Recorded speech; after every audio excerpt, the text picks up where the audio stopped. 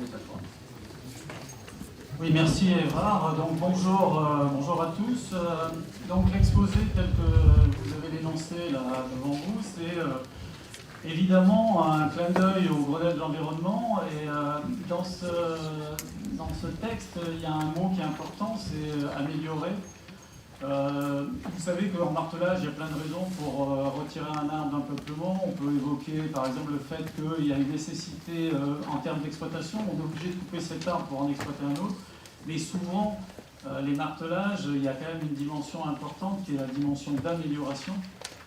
Parce que ce qui fait la richesse de notre métier, je crois que l'on soit jeune ou âgé, ce qui nous motive, c'est d'arriver dans un peuplement et puis de voir ce qu'on peut en faire, comment on peut l'améliorer, comment on peut le faire évoluer, dans quelle chronologie, avec quelle intensité. Donc c'est la base du martelage. Et évidemment, il y a une autre composante dans le martelage, c'est la récolte, parce que le marchand de bois, ce qui l'intéresse, c'est de savoir quel est le volume par dimension, par qualité que l'on lui propose. Donc il y a toujours eu cette dualité, il n'y a pas que ces deux fonctions-là, mais ces deux fonctions-là sont quand même importantes. Et ce que je regrette parfois, c'est que dans certains coins, la dimension récolte a tendance à prendre le pas. Et donc, comme je vous ai dit, le titre de mon exposé fait évidemment référence au slogan issu du Grenelle de l'environnement en 2007, là, produire plus tout en préservant mieux. Avec le temps, le produire plus, j'ai l'impression qu'il a pris plus de temps, plus de place que le préserver mieux. Il y a, dans la foulée du Grenelle de l'environnement, il y a d'autres personnes, en particulier des associations, qui ont inversé la phrase en disant « préserver mieux pour produire plus ». Ça, c'est assez intéressant comme façon de voir les choses parce que ça fait écho à un des pères du traitement irrégulier, de la sylviculture ProSilva, qui est Gailleur, que Jean-Philippe a présenté ce matin. Pour Gailleur, le plus important dans la sylviculture, c'était le soin à l'écosystème. C'est-à-dire que ça ne sert à rien de faire des calculs économiques sur du court terme. La rentabilité économique sur du long terme repose sur une bonne gestion de l'écosystème, de sa préservation. Et ce qui est assez intéressant dans la conception de Gaillard, c'est de dire produire du bois ne peut se concevoir que si on l'inscrit dans le fonctionnement de l'écosystème. Donc je trouve que c'est un écho assez intéressant au niveau historique. Et ça soulève une des difficultés, c'est est-ce qu'en faisant ça, on est capable de calculer le bénéfice qui sera lié à une gestion écologique des forêts. Ce qu'on est capable de faire assez facilement, c'est de calculer des manques à gagner. C'est-à-dire si on dit je laisse chaque année un spare par hectare et par an sous forme de bois mort, c'est un manque à gagner, il suffit de multiplier par le prix du spare, ça c'est faisable. Par contre, calculer l'apport de ce choix sylvicole, c'est plus compliqué. Et puis donc la phrase, le titre que je vous propose, c'est produire mieux pour préserver plus. Pourquoi ? Parce que c'est le choix, la stratégie qui a été adoptée en 2013 dans la nouvelle charte du parc naturel régional des Vosges du Nord, qui est le parc qui se trouve juste à côté de Strasbourg. Et donc dans cette charte, la philosophie, le principe, c'est de passer par l'économie pour évoluer vers une forêt plus naturelle. Donc mon exposé, il va être à l'échelle du peuplement. C'est pas que l'échelle massif, région naturelle ou autre est moins importante, mais c'est le choix que j'ai fait, pardon, ça va trop vite.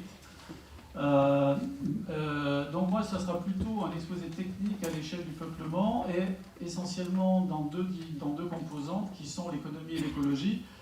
En sachant qu'à l'heure actuelle, je suis avec les étudiants d'AgroParisTech en montagne et on passe 6 semaines sur la gestion des forêts de montagne et là, la fonction protection des biens et des personnes est majoritaire. Mais ce n'est pas l'objet de mon exposé. Alors, mon exposé s'appuie beaucoup sur les résultats de l'AFI, Association Futaies Irrégulières, on vous en a déjà parlé. C'est une association qui a été créée quasiment en même temps que ProSilva France. Et à l'origine, on peut se demander pourquoi il y a eu deux associations. C'est tout simplement pour des questions d'acceptabilité. On allait chercher des financements et c'était considéré comme étant plus simple si c'était une association à part. Et donc il y a eu une répartition des tâches. ProSilva avait une mission plus de lobbying dans le sens noble du terme, c'est-à-dire étudier l'effet de la réglementation, de la fiscalité, essayer de faire modifier ses choix. Et ProSilva, c'est plus le bureau d'études, c'était le bureau d'études à l'origine, à la FI, pardon, était le bureau d'études de ProSilva. Donc vous avez là sous les yeux une carte d'Europe, enfin de l'ouest de l'Europe, avec des numéros, chaque numéro correspond à un dispositif, plus le numéro est élevé, plus le dispositif est récent. Alors c'est une façon un peu originale de changer les choses. Je vous ai mis une carte des précipitations pour l'année 2008, précipitations cumulées depuis les mois de juin à août. Parce que je pense que tout le monde définit l'année 2003 comme la sécheresse 2003. Et donc, parce qu'il a fait chaud, donc inconsciemment on dit que c'est sec. Et dans les faits, bon, le bleu évidemment correspond à des précipitations fortes, et puis le rouge à des précipitations beaucoup plus faibles. Et c'est assez intéressant, ça permet de comprendre certaines choses bizarres, c'est-à-dire que 2003, ça a été une année favorable dans certains coins de France, parce qu'il a fait à la fois chaud et il y a eu de l'eau, quoi. Et par exemple, on a des peuplements je pense à un dispositif où il y a du hêtre, et le hêtre n'a jamais autant poussé que suite à l'année 2003, quoi. Donc c'était une petite présentation, et pour vous rappeler que pas mal de résultats sont issus de l'association Futaies Irrégulières. Alors, ce que je vous propose par le biais de ce petit schéma là, c'est un modèle théorique qui explique que dans un cas particulier qui est la conversion d'anciens taillis sous futaies vers de la futaie irrégulière, quelles sont les phases un peu inévitables de transition en termes sylvicoles. Pourquoi j'ai pris le cas des anciens taillis sous futaies? Parce que c'est quand même la situation majoritaire en France. En termes de surface, ce sont eux qui représentent une grosse part de notre forêt française.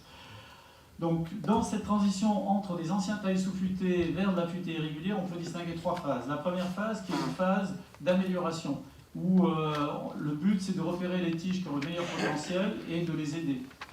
Et en vert, vous avez la courbe d'évolution du volume, en rouge, la courbe d'évolution de la valeur.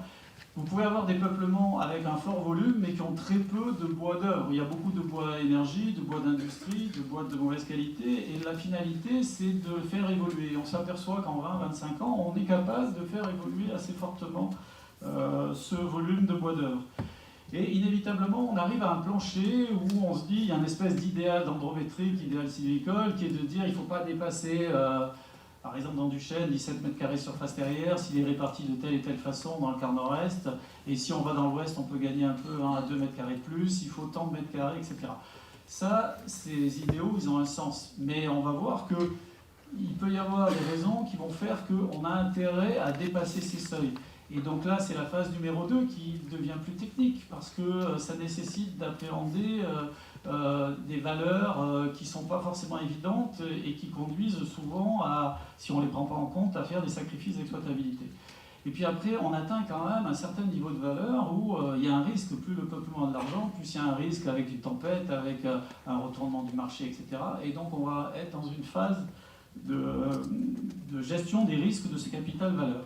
Et ces trois phases, je vais les détailler dans les diapositives qui suivent.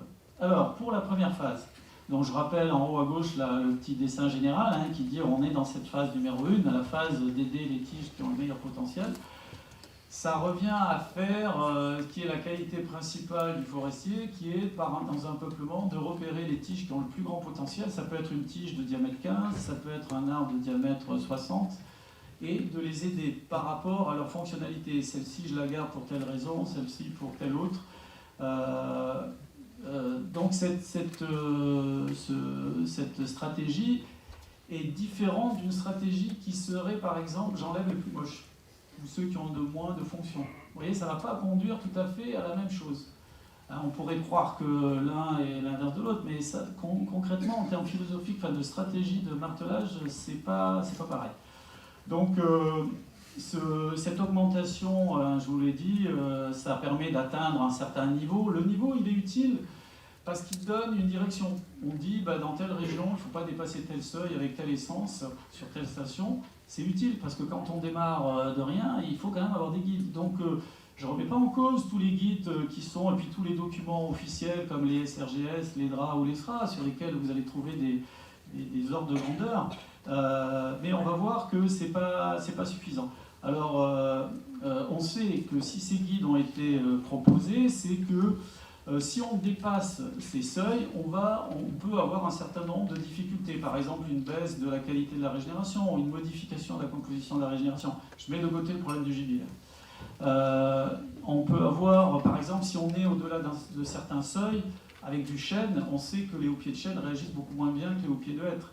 Donc ces seuils, ils ont un sens. Mais on pourra éventuellement les dépasser. Vous avez au milieu de la diapositive 2 dispositifs AFI qui sont dans la même région naturelle, qui est la plaine et vallée de la Saône, le bois du château et la forêt de Gergy, et vous avez les 2 courbes en rouge le volume pour chaque dispositif et en bleu la valeur. On voit bien cette phase d'augmentation du capital argent et du capital volume, avec, dans le cas du bois du château par exemple, une augmentation qui est assez spectaculaire. Évidemment, le but n'est pas de comparer les 2 gestionnaires de ces 2 forêts, mais c'est de montrer que cette phase, elle est un peu commune et elle est un peu inévitable chaque fois qu'on souhaitera faire évoluer des anciens taillis sous-futés vers de la futée irriguée. Alors ce sont des peuplements à base de chêne, et ces peuplements à la base de chêne, dans le cas de la forêt de Gergy, il y a beaucoup plus de semis parce que historiquement le point de départ n'était pas le même, alors qu'au bois du château, il y avait beaucoup plus de perches, de petits bois et de bois moyens, et la finalité était vraiment d'améliorer ce capital producteur, ce qui rend moins urgent les problèmes de régénération. Mais dans les 2 cas, la régénération est obtenue non pas par trouée, parce qu'en irrégulier, la notion de trouée, elle n'a pas vraiment de sens. C'est plus une question de lumière diffuse, c'est d'énergie reçue en un point qui n'est pas forcément un trou qui va arriver. D'ailleurs, quand vous êtes en irrégulier, vous ne savez pas très bien délimiter ce qu'on pourrait appeler une trouée.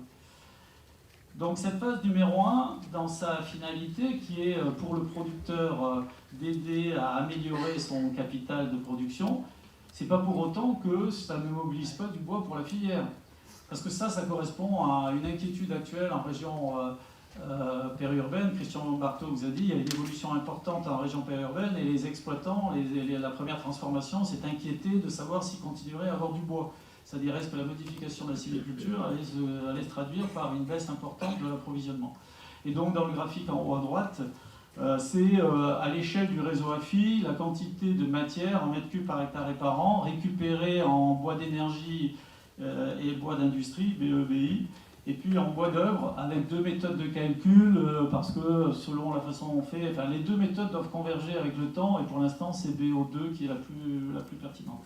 On voit que c'est une stratégie qui conduit à mobiliser du bois pour la filière. Évidemment, puisqu'on est dans une phase d'amélioration, il risque d'y avoir plus de bois de qualité un peu moins bonne qu'une simple récolte.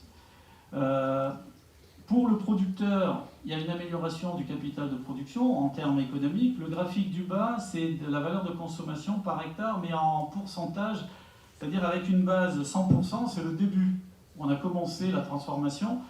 Et parce que ça ne sert à rien de comparer des dispositifs qui sont dans des états initiaux différents. Donc tout est ramené sur une base 100, et vous voyez que par exemple le dispositif 15, qui est le fameux bois du château, il a sa valeur de consommation qui a été multipliée par 3 en l'espace de 20 ans. Vous avez des dispositifs comme le 6, qui était dans un état de départ assez proche de l'équilibre, qui a subi une tempête et qui est actuellement à peu près dans l'état de départ. Donc ça, c'est la dimension économique pour le peuplement, mais vous pouvez aussi améliorer le capital producteur au niveau du sol. Alors le sol, on pourrait dire, c'est un invariant. En réalité, dans le sol, la quantité d'eau va dépendre aussi du peuplement qu'il y a au-dessus. Si l'hydromorphie n'est pas, si les conditions d'accumulation d'eau ne sont pas trop fortes, vous savez qu'au printemps, c'est assez spectaculaire. Après le moment où les arbres débourrent, c'est assez spectaculaire à quel point ça assainit un sol. Ça sèche un sol. Dans les 2 semaines qui suivent, 3 semaines, vous avez le sol qui est nettement plus sec. Parce que les arbres pompent de l'eau. Et donc ces deux dispositifs qui sont dans des zones hydromorphes, acides hydromorphes, c'est pas non plus hyper acide, c'est pas non plus hyper hydromorphe, mais quand même, il y avait de la molinie au départ, on s'aperçoit que la molinie a tendance à disparaître. Et il y a 2 indicateurs qui sont assez intéressants, c'est le charme et le merisier, parce que ce sont 2 espèces qui ont du mal à fonctionner s'il y a trop d'eau dans le sol. Et vous avez une dynamique du charme qui s'est améliorée. Et le charme, c'est un super auxiliaire pour faire de la sylviculture parce qu'il permet de maîtriser la ronce. Et le charme, c'est quand même un bois, il pousse vite, c'est un bois qu'on peut valoriser en petites grumes, donc c'est pas inintéressant d'aider le charme. Et puis le merisier, moi ça me paraissait impensable dans cette plaine-là de faire apparaître du merisier à plat, comme ça, je dis c'est pas possible. Et on commence à voir. Donc l'opération d'amélioration dans les arbres a aussi un impact dans l'amélioration du sol. Et ça, je trouve ça intéressant, c'est-à-dire qu'on a deux outils principaux quand on gère des forêts, deux parties importantes qui sont évidemment le peuplement, mais aussi le sol. Et attention évidemment à ne pas le dégrader, le sol, par tassement du sol, mécanisation trop excessive, etc. Mais d'après la façon dont on gère les peuplements, on peut aussi améliorer, évidemment on ne l'améliore pas autant que des peuplements, hein. Le sol c'est quand même plus compliqué que les peuplements. Et puis après, ce que l'on peut dire aussi avec ce graphique, surtout le graphique d'amélioration de la valeur, c'est que ça peut permettre de rassurer un propriétaire sur le fait qu'on est capable d'améliorer son capital de production avec peu de risques. Et j'y reviendrai là-dessus, mais vous savez qu'une des raisons pour lesquelles les propriétaires, des fois, freinent la mobilisation du bois, c'est ce qu'on appelle le prix de la tranquillité, c'est-à-dire ils ont vu qu'à côté, un voisin, il y a eu une exploitation, et puis ça a été saccagé, et ils disent non, puis le gars a eu des difficultés. Vous voyez, cette notion de prix de la tranquillité, c'est de franchir ce premier obstacle qui est de dire j'ai vu ce qui s'est passé à côté, j'ai pas envie d'y aller. Alors, quand on est dans cette première phase d'amélioration du capital producteur, évidemment, il y a une condition, c'est qu'on soit capable de mobiliser des bois de faible qualité. Hein. Des charmes de mauvaise qualité dans les forêts, on en connaît beaucoup. Hein. Et donc, il faut essayer de trouver, pour les plus beaux, de bien les valoriser en petites grumes. Mais il y a une autre filière qui est assez importante et qui a tendance à se développer, c'est la filière bois-énergie. Alors dans cette filière bois-énergie, on peut la décomposer en deux, une filière que je vais appeler locale et une filière industrielle. Sur la photo en haut à droite, des tas de bois et d'énergie, je pense que vous en avez tous vu, hein, des trucs comme ça. Là, et quand on regarde l'intérieur, des fois on se dit, là, il y a des grumes, elles auraient peut-être pu passer en bois d'œuvre. Je vous ai mis une image en dessous, c'est une usine que l'on a eu la chance de visiter avec Roland Burrus et Évrard, là, en Louisiane, où ils fabriquent des pellets qui après vont servir à alimenter la grosse usine de cogénération en Angleterre, là, et vous avez des grumes qui sont pas inintéressantes et qui passent broyer pour faire des pellets. De l'autre côté, vous avez la filière bois-énergie locale. Je vous ai mis quelques chiffres pour faire un peu, j'ai extrait ces chiffres de l'ADEME. Hein. En 2013, on a consommé 51 millions de ster sous forme de bois-énergie pour 7,4 millions de ménages. Ce qui est intéressant, c'est que la consommation par ménage, la consommation globale a augmenté, mais la consommation par ménage a baissé de 12,2 à 8,6 entre 1999 et 2012 dans le Grand Est. Et ça, c'est assez intéressant parce que ça traduit des équipements avec des poêles beaucoup plus performants. Hein. C'est pour éviter un gaspillage. Donc le bois énergie peut servir à satisfaire des besoins énergétiques locaux, et ça a un rôle social hein, dans les campagnes. Si c'est couplé avec des poêles qui sont performants, il n'y a pas trop de gaspillage énergétique.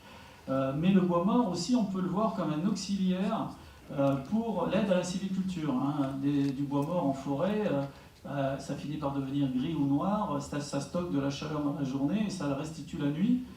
Quand il fait moins 20 degrés, gagner 1 degré le matin, ça ne change pas grand-chose, mais pour les gelées tardives, ça peut être intéressant.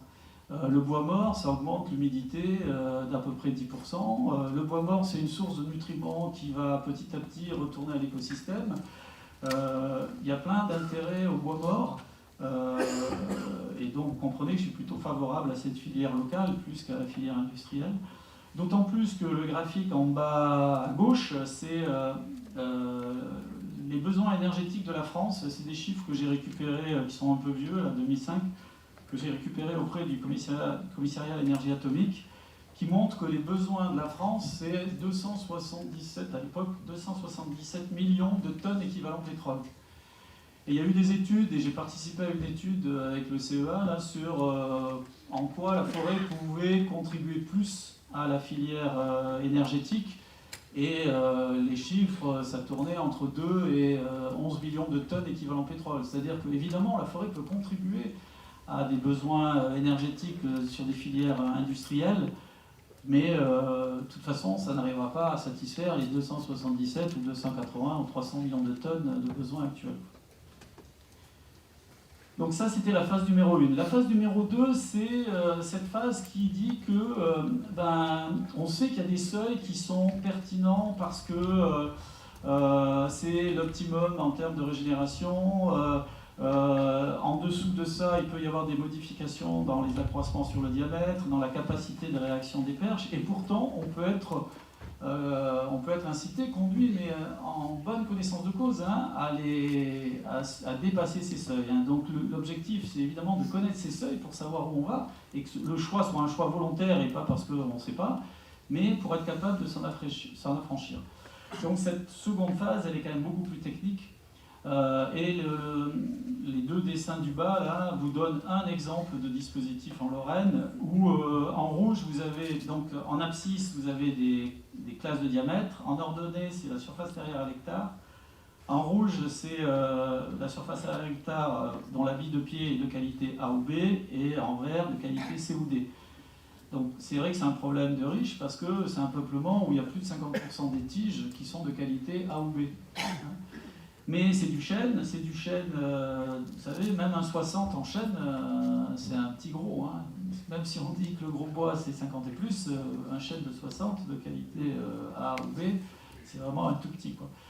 Et donc pourquoi rester coincé à un seuil qui est édité dans des SRGS ou dans des SRA et des DRA, alors que, en toute logique, on a intérêt à les dépasser ces seuils.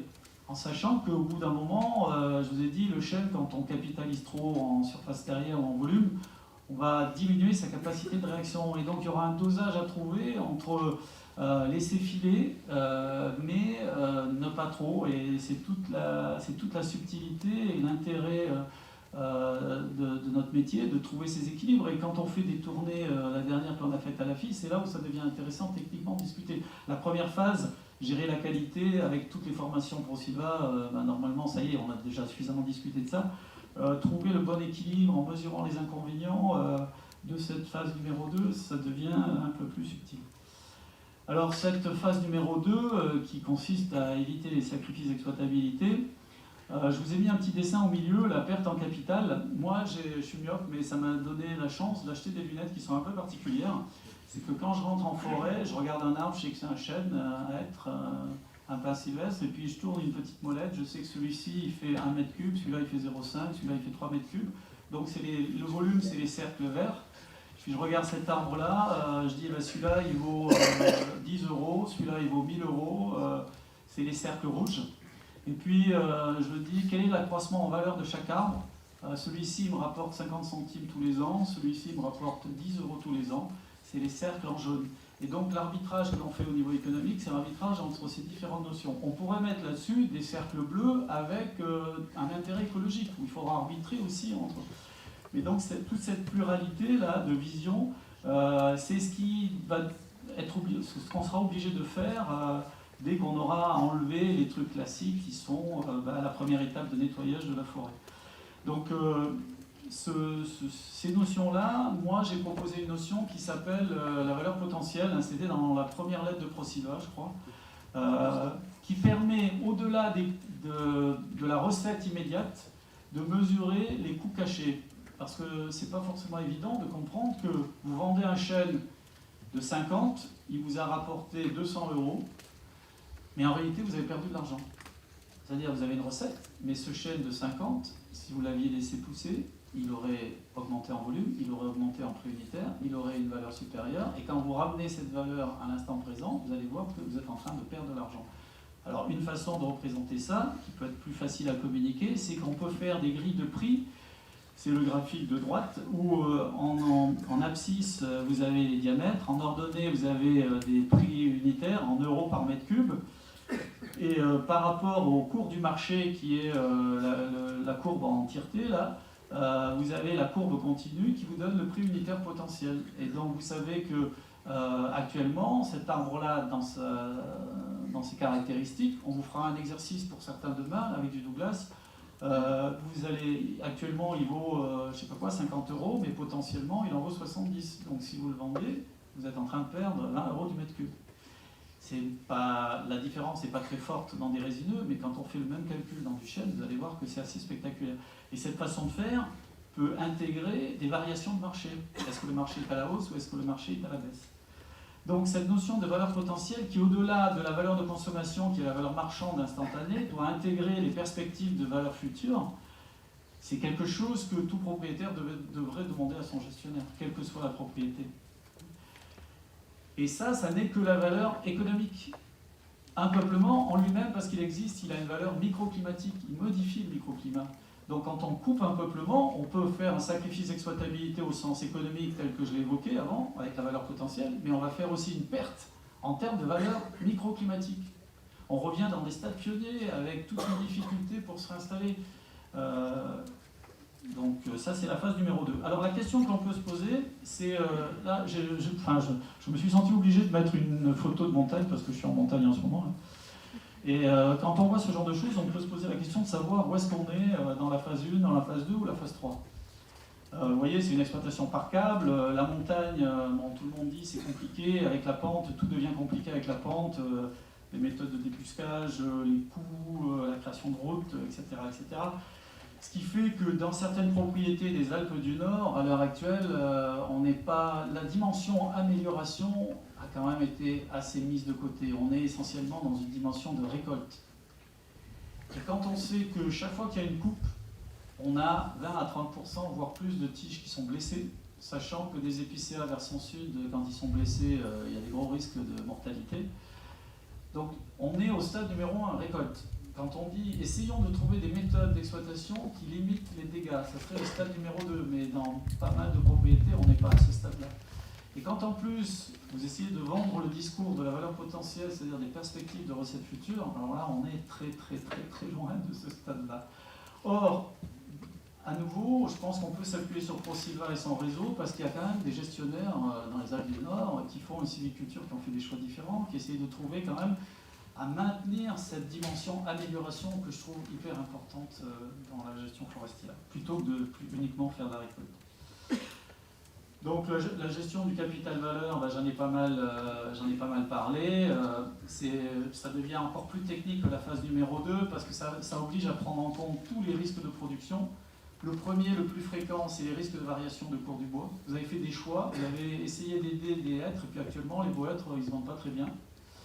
Il y a des risques d'altération, de maladies. Il y a des perturbations avec évidemment l'augmentation du nombre de grandes perturbations avec les changements climatiques. Et évidemment, les risques augmentent avec la valeur du capital, c'est-à-dire qu'au fur et à mesure, quand vous augmentez la valeur, vous faites prendre aux propriétaires de plus en plus de risques. Moi, je dis bravo à Brice quand à Follin, il a décidé, alors que le peuplement était assez âgé, d'une cinquantaine d'années, il a choisi de faire évoluer ce peuplement de Douglas de 50 ans vers de la futée irrégulière, en sachant qu'autour, les gens, pour des peuplements de Douglas, c'est coupe rase et puis plantation, en sachant que c'est plus compliqué techniquement de faire la transition quand un peuplement Douglas a 50 ans, et c'est beaucoup plus simple à faire quand un peuplement Douglas a 20 ans. Plus on s'y prend tard, plus c'est compliqué. Donc il y a des exemples assez intéressants de ces gestions de risque. Il y a évidemment la cale à rose. Le réseau AFI a contribué à regarder l'impact de la cale à rose dans des peuplements qui sont déjà plus mélangés. Le merisier, je parlais du hêtre dont les prix ont fortement baissé. Le merisier, c'est pire. Actuellement, il n'y a personne qui en veut, quoi. Le merisier, c'est des valeurs presque égales à zéro.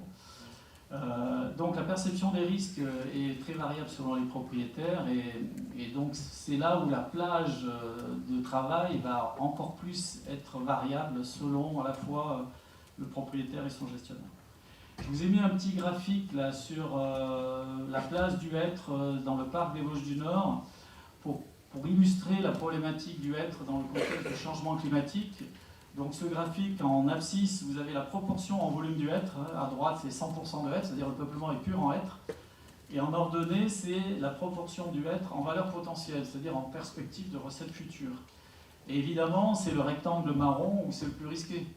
Parce que c'est à la fois plus de 75% du volume du peuplement. Donc s'il y a un problème avec un écroulement fort, on modifie complètement les conditions de croissance au sein du peuplement. Et en même temps, c'est quelque chose qui est risqué en termes économiques. Mais même dans ce rectangle, dans ce carré là, marron, il faudrait prendre en compte aussi la variabilité des hêtres. Parce que quand on regarde en termes d'accroissement sur le diamètre, il y a une très grosse variabilité. Les arbres, par rapport à nous, ont une variabilité génétique beaucoup plus forte. Et puis ce qui est aussi intéressant dans le cadre de la sylviculture, qu'on l'appelle continue pour Silva, quelle que soit sa dénomination, c'est qu'elle est basée sur, elle est par nature adaptative, elle est basée sur le principe édicté par Gouraud, qui a été repris par Violet, c'est que la meilleure façon de suivre un écosystème, c'est de le contrôler, c'est la méthode du contrôle de Gouraud, c'est la méthode des petits pas, et ça permet de se réétalonner et de réorienter les choses à chaque fois que l'on passe en coupe. Alors évidemment, il y a toujours une composante environnementale. J'ai dit qu'il faudrait que la production de bois s'inscrive dans le fonctionnement de l'écosystème. Donc comment, sans que ça coûte trop cher, un gestionnaire peut suivre cet écosystème? Je vous ai mis un graphique de la diversité des arbres selon les grands contextes stationnels, avec en blanc au début où le dispositif est rentré dans le réseau, et en gris la dernière fois que l'on est passé en mesure. Donc on voit qu'il n'y a pas de modification, ce qui veut dire que le gestionnaire, avec des règles toutes simples, on favorise l'essence minoritaire, ça conduit à maintenir cette diversité en essence. Et que la diversité en essence est conditionnée avant tout par le contexte stationnel. Vous pouvez très bien, de manière artificielle, dans des contextes acides, planter plein d'essences différentes, mais c'est une diversité qui est anthropique, qui a été forcée. Il y a une autre composante de la dimension écologique que moi je préfère par rapport à la diversité biologique, qui est la naturalité. Dans la naturalité, il y a deux aspects intéressants, le bois mort et puis l'importance des gros bois. Alors je vous ai mis un graphique en haut à droite avec en abscisse le volume de bois mort au sol, et en ordonnée le volume de bois mort sur pied, comparé, on ne voit pas très bien, en rouge la FI et en bleu le protocole PSDRF, protocole de suivi dendrométrique des réserves forestières, donc on va dire des réserves. On voit que la différence, elle n'est pas sur le bois mort au sol, parce que le bois mort au sol c'est assez facile, il suffit de donner des rémanents, de laisser des rémanents. C'est essentiellement sur du bois mort sur pied qu'il y a une grosse différence entre des forêts gérées et des forêts laissées en libre évolution. Et puis en dessous, c'est la même chose, mais cette fois-ci en s'intéressant plus particulièrement au bois mort sur pied, cette fois-ci en abscisse, mais bois mort sur pied supérieur à 30 cm, et en ordonnée, bois mort au sol supérieur à 30 cm. Là on voit bien, c'est criant, c'est le bois mort de grosse, c'est-à-dire supérieur à 30 cm, qui est un déficit d'une forêt gérée, mais ça paraît logique. En conclusion, sur ma présentation, je trouve que depuis l'origine de ProSilva, j'ai eu la chance de faire partie des débuts de ProSilva et aussi des débuts de la FI. Je trouve que le travail qui a été effectué est assez remarquable, assez important. Et ça a permis de faire en sorte que cette sylviculture devienne vraiment une sylviculture alternative dans l'esprit de plein de forestiers. Ils en ont entendu parler, ils ne l'utilisent pas forcément, mais au moins ils en ont entendu parler. Ils savent que ça existe, ils peuvent se renseigner, il y a de la documentation, etc. Ce qui est assez étonnant, c'est qu'elle est de plus en plus acceptée à l'heure actuelle quand on regarde son évolution, dans des raisons, dans des contextes qui sont liés par exemple à la fonction sociale, les forêts périurbaines, à la fonction de protection des biens et des personnes, par exemple en montagne. Alors qu'à l'origine, cette sylviculture, elle a quand même été conçue dans la motivation première, c'était une motivation économique. C'est quand même assez étonnant de voir que c'est là-dessus que, c'est pas forcément là-dessus qu'il y a les marges de progression actuelles. Donc ça veut dire qu'il reste du travail à faire, que l'aspect économique reste à démontrer pour un certain nombre de personnes. Elle doit aussi, je pense, convaincre dans l'intérêt de gérer les risques. Et bien sûr, le risque qui est à la mode à l'heure actuelle, qui est médiatique, c'est le risque les changements globaux. Il y a aussi la volonté de l'État de prélever plus de bois en forêt, mais on sait que la ressource, c'est pas dans les forêts domaniales, ça peut être dans certaines forêts communales, mais c'est pas si évident que ça. En montagne, par exemple, les zones faciles à exploiter, elles ont déjà été exploitées. Les forêts à plan simple de gestion, où il y a déjà un prélèvement qui qui est correcte, c'est évidemment dans toutes les petites propriétés qu'il faudra essayer, si on veut sortir du bois, d'aller là-dedans. Et là, honnêtement, ce fameux prix de la tranquillité, montrer qu'on peut sans investissement améliorer le capital producteur, enfin avec des investissements faibles, améliorer le capital producteur sans trop modifier le paysage, etc., ça peut être une carte de visite intéressante pour aller démarcher auprès de ces propriétaires. Donc pour moi, la marge de progression, dans cette composante importante de la sylviculture, hein, qui est vraiment l'amélioration, c'est-à-dire que cette capacité à continuellement, année après année, passage après passage, améliorer, cette marge de progression, pour moi, elle est énorme. Et c'est pas contradictoire avec le fait de rassurer la profession, la filière, sur le fait qu'on va quand même les alimenter avec du bois. Alors cette optimisation économique, elle peut à juste titre inquiéter les écologues. Moi je suis conseiller du parc des Vosges du Nord, je suis très sensible à ce genre de choses. Et donc il faut que le gestionnaire fasse l'effort de suivre un certain nombre d'indicateurs, d'autant plus qu'il y a certains indicateurs en termes de coûts, ils ont un coût qui n'est pas très compliqué, c'est pas très cher de suivre ça, et c'est le cas par exemple du bois mort, que l'on peut suivre avec un coût assez faible. Et pour le propriétaire, le surcoût lié à la gestion du bois mort, on peut le justifier en disant que c'est une sorte d'auto-assurance.